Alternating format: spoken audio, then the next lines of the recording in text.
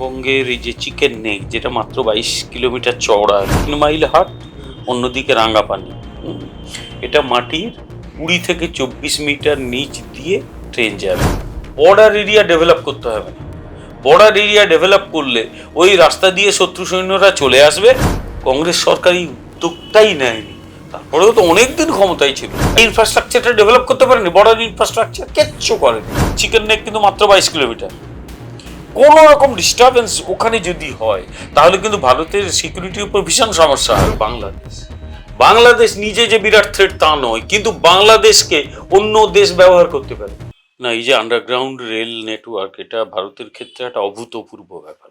এখন দেখো, আমাদের এখানে মেট্রো রেল খোঁড়ার অভিজ্ঞতা তো সরকারের হয়ে গেছে। মাটির তলা দিয়ে রেল চালানোটা নতুন কিচ্ছু নয়। ভারত সরকার সেই টেকনোলজি বহু আগে অর্জন করে ফেলেছে। যেটা ভেরি রিসেন্টলি করলো আর কি, সেটা হচ্ছে যে পশ্চিমবঙ্গের এই যে চিকেন নেক, যেটা মাত্র 22 কিলোমিটার চওড়া আর কি, এদিকে আন্তর্জাতিক সীমান্ত, বাম দিকে ডান দিকে বাংলাদেশ, এই জায়গায় দুটো পয়েন্ট বেছে নেওয়া হয়েছে। একটা হচ্ছে 3 মাইল হাট, অন্যদিকে রাঙ্গাপানি। এটা মাটির 20 থেকে 24 মিটার নিচ দিয়ে ট্রেন যাবে। তখন এই যে ট্রেন মাটির নিচ দিয়ে যাওয়ার সিদ্ধান্ত কেন নেওয়া হলো? সিদ্ধান্ত নেওয়ার একটা ব্যাকগ্রাউন্ড তোমাকে বুঝতে হবে। ভারতবর্ষের আগেকার কংগ্রেসের সরকার অদ্ভুত নীতি নিয়ে চলতো, মানে শুনলে মনে হবে যেগুলো পাগলের দল, কি করে দেশ চালিয়েছিল কে জানে। ওরা মনে করতো বর্ডার এরিয়া ডেভেলপ করতে হবে না। বর্ডার এরিয়া ডেভেলপ করলে ওই রাস্তা দিয়ে শত্রু সৈন্যরা চলে আসবে এবং আমাদের দেশকে দখল করে নেবে, সুতরাং বর্ডার এরিয়াকে দুর্গম রেখে দাও। ওই প্ল্যান ফেল করেছিল যখন 1962 সালে চীন পুরো বর্ডার এরিয়া দিয়ে ঢুকে একদম তেজপুর অব্দি ঢুকে পড়েছিল। বোঝা গেল সেই নিয়ম ফেল করেছে, তার মানে ওই নীতি ফেল করলো। তো তাহলে মানে পরবর্তী পরিকল্পনা কি হবে? তারপরেও ইভেন 1971-এ এইরকম যুদ্ধে জেতার পরেও কংগ্রেস সরকার এই উদ্যোগটাই নেয়নি। তারপরেও তো অনেকদিন ক্ষমতায় ছিল, 71 থেকে 77, আবার 80 থেকে 85, 84, আবার 84 থেকে 89। কংগ্রেস তো দাপটের সঙ্গে দেশ চালিয়েছে। এই ইনফ্রাস্ট্রাকচারটা ডেভেলপ করতে পারেনি, বর্ডার ইনফ্রাস্ট্রাকচার কিচ্ছু করেনি, ওই সামান্য রাস্তাঘাট এইসব বানিয়েছে। এটা প্রথম উদ্যোগ নিলেন নরেন্দ্র দামোদর দাস মোদী 2014 সালে ক্ষমতায় এসে, এবং তিনি বললেন বর্ডার এরিয়া ডেভেলপ। ইতিমধ্যে চীন করেছে কি, তার এরিয়াগুলো একেবারে দারুণ ডেভেলপ করে দিয়েছে। তুমি যদি নিজে যাও, আমিও দেখে এসেছি, তোমার সিকিম বর্ডার, অরুণাচল বর্ডার, চীনের গুলো দেখলে মনে হবে দূর থেকে আর্মি দেখায় যে দেখুন এই সব বানিয়েছে ওরা, কিরকম স্ট্র্যাটেজিক পজিশনে ওরা রেখে দিয়েছে, সব নিজের আর্মি বেসগুলোকে রেখেছে, রাস্তাঘাট বানিয়েছে, আমরা কিচ্ছু বানাইনি। বর্তমান সরকার এসে, কেন্দ্রীয় সরকার এসে প্রথম উদ্যোগ নিল যে বর্ডার এরিয়া ডেভেলপমেন্ট করতেই হবে। শুরু হলো ব্যাপক বর্ডার এরিয়া ডেভেলপমেন্টের কাজ। এবং চীনের সঙ্গে এই যে গোলমালের কারণ তো এইটা, চীন তো পছন্দ করছে না, চীন তো চাইছে ভারত যেন ডেভেলপ না করে, ওরাই বেশ মস্তানি দেখাবে ইত্যাদি। ফলে আলটিমেটলি ভারতবর্ষ এই উদ্যোগগুলো নিয়েছিল। এখন যেটা করছে ভারতবর্ষ, এর ফল হবে, এর মানে করছে কেন? আসলে এটা করছে স্ট্র্যাটেজিক্যালি। এই এলাকাটা কিন্তু অত্যন্ত গুরুত্বপূর্ণ। একদিকে ডান দিকে বাংলাদেশ, বাঁ দিকে নেপাল, একটু গেলে ওই চীনের চম্বি ভ্যালি নর্থে। এটা মানে স্ট্র্যাটেজিক দিক দিয়ে এই জায়গাটা অত্যন্ত গুরুত্বপূর্ণ। কোনো রকম ডিসরাপশন, মনে রাখতে হবে চিকেন নেক কিন্তু মাত্র 22 কিলোমিটার। কোন রকম ডিস্টারবেন্স ওখানে যদি হয় তাহলে কিন্তু ভারতের সিকিউরিটির উপর ভীষণ সমস্যা হয়। একদম ওখানে যাতে মানে সিকিউরিটি সমস্যা না হয়, যার জন্য কাছাকাছি একটা ভালো আর্মি বেস রয়েছে, ওখানে ভারত সরকার আর্মি বেস রেখে দিয়েছে এবং সেখানে রাফাল যুদ্ধ বিমান সমেত রাখা আছে। সেটা কিছু না, কিন্তু তারপরেও আবার বলছি যে যদি কোনো রকম ওখানে ডিস্টারবেন্স হয়, কারণ ওপর থেকে বোমা ফেলা, ওপর থেকে ড্রোন দিয়ে অ্যাটাক করা, তাতে মানে মাটির ওপরের যে মানে কমিউনিকেশনটা সমস্যা হতে পারে। আন্ডারগ্রাউন্ড যদি হয় সেখানে কিন্তু করাটা খুব মুশকিল। ফলে আন্ডারগ্রাউন্ড কমিউনিকেশন কিন্তু এখানে ইনট্যাক্ট থাকবে, সেটা 1 নম্বর। দ্বিতীয় নম্বর হচ্ছে যে ডোকালাম আমাদের দেখিয়ে দিয়েছে চীনকে বিশ্বাস করা যায় না, প্লাস বর্ডার এরিয়া ডেভেলপমেন্টটা কত জরুরি। ফলে ওই রকম ইনসিডেন্ট যদি ঘটে তাহলে দ্রুত সেনাবাহিনী নিয়ে যাওয়া এবং অতি দ্রুত মানে রসদ সেগুলো নিয়ে যাওয়া। আরেকটা হচ্ছে নিয়মিত যদি কমিউনিকেশনের মাধ্যমে হয় তাহলে উত্তর পূর্বাঞ্চলে আরও কি বলবো খুব বাধাহীনভাবে আমাদের চলতে পারবে, জিনিসপত্রের যে সরবরাহ চলতে পারবে। প্লাস ওই অঞ্চল মানে কি বলবো দিক দিয়ে মানে বন্যপ্রাণী গাছপালার দিক দিয়ে সেগুলো অত্যন্ত মানে সেন্সিটিভ জায়গা। মাটির তলার যদি করা হয় তাহলে কিন্তু গাছপালাও কাটতে হবে না, বন্যপ্রাণীও মরবে না। ফলে আগামী দিনে হয়তো এই রেলই খুব ওইসব এলাকায় গুরুত্বপূর্ণ হতে যাচ্ছে, এইরকম রেলই হয়তো আগামী দিনে চলবে। ভারতবর্ষ রাস্তা দেখালো। ফলে একদিকে স্ট্র্যাটেজিক্যালি, অন্যদিকে পরিবেশ রক্ষার দিক দিয়ে এটা কিন্তু অত্যন্ত গুরুত্বপূর্ণ।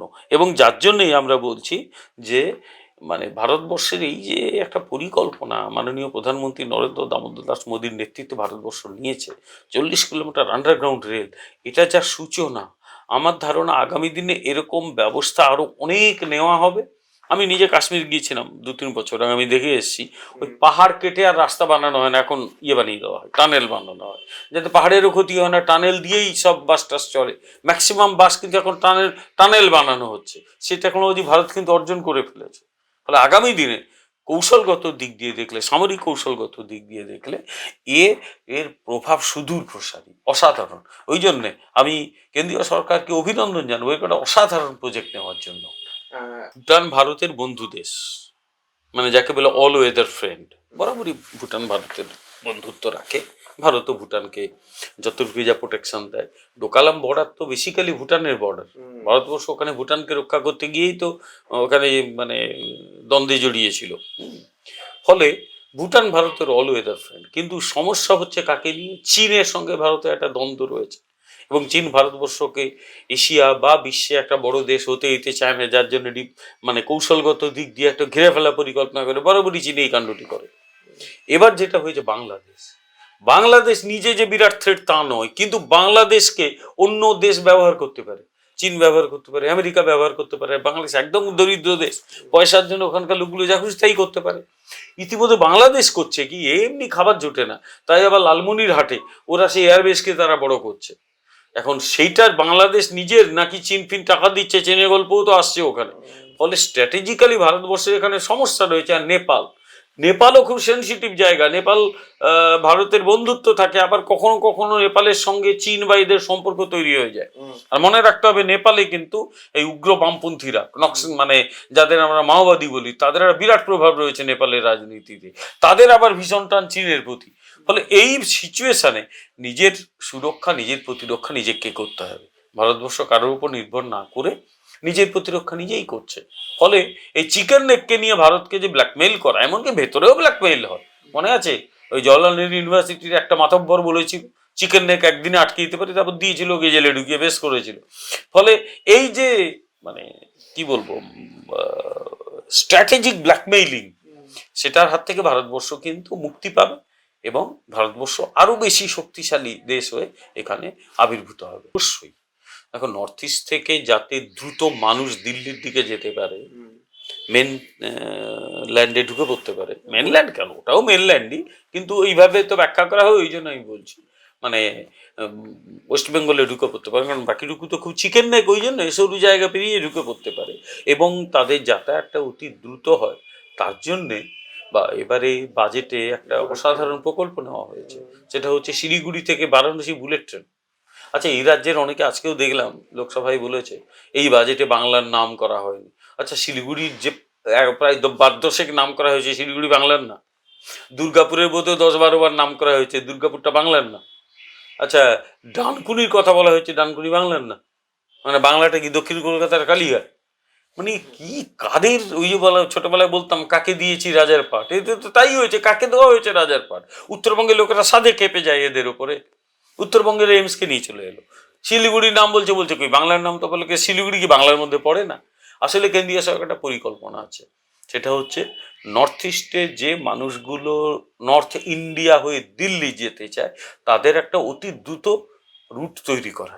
সেই রুটটা চিকেন নেক দিয়ে ওই 2টো লাইন আছে যে লাইন দিয়ে আসে, কিন্তু সেই লাইনটা ডিসরাপ্টেড হয় মাঝে মাঝে, কারণ জঙ্গলের ভেতর দিয়ে গেছে, হাতি মাঝে মাঝে কাটা পড়ে, ইত্যাদি ইত্যাদি, সেগুলো একটা সমস্যা হয়।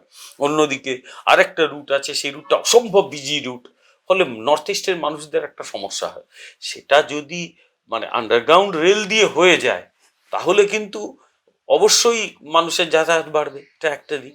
দুই হচ্ছে যে আমি আগেই বললাম স্ট্র্যাটেজিক দিক দিয়ে ভারতবর্ষ একটা শক্তপোক্ত জায়গায় থাকবে। আর থার্ড যেটা, সেটা হচ্ছে একটা বার্তা দেওয়া যাবে যে সমস্যা কিভাবে নিজে সমাধান করতে পারে। দেখো, এই সমস্যা সমাধানের যে রাস্তা ভারতবর্ষ আবিষ্কার করলো, এটা আমি বলছি আগামী দিনে একটা বিরাট মানে তাৎপর্যপূর্ণ বিষয় হয়ে থাকবে, বহু দেশকে পথ দেখাবে এইরকম রাস্তাঘাট তৈরি, এইরকম ভাবে স্ট্র্যাটেজিক বিষয়গুলোকে কল্পনা যেভাবে ভারতের বর্তমান সরকার করেছে, মানে ফুল মার্কস টু দেম। মাননীয় প্রধানমন্ত্রী মেক ইন ইন্ডিয়াকে একটা ব্রত হিসেবে দেখেছেন। তার বক্তব্য একটাই মানুষকে বলা হচ্ছে যে 2000-5000 টাকা চাকরি জন্য কেন দৌড়বে, নিজে কিছু করো, লোককে কিছু কাজ দাও। ফলে সর্বত্র অর্থনৈতিক কার্যকলাপের সূচনা করা হচ্ছে। এই যে ধরো একটু কথা বললাম, দুর্গাপুরকে বেস করে যে একটা বিরাট ইন্ডাস্ট্রিয়াল অ্যাক্টিভিটি হতে পারে, বিশাখাপত্তনম থেকে দুর্গাপুর হয়ে একদম নর্থ ইন্ডিয়ায় যে বিরাট করিডোর, এখানে তো ইকোনমিক অ্যাক্টিভিটি হবে, মানুষ কিছু কাজ করতে পারবে।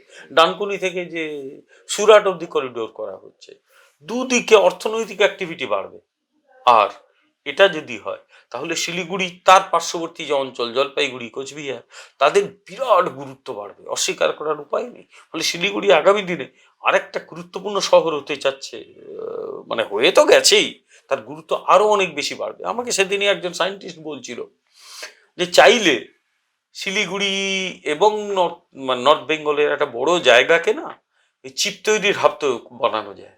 কারণ ওখানে জলের যে তাপমাত্রা কম, 20 ডিগ্রির নিচে, আমাদের এখানে তো জলের তাপমাত্রা বেশি।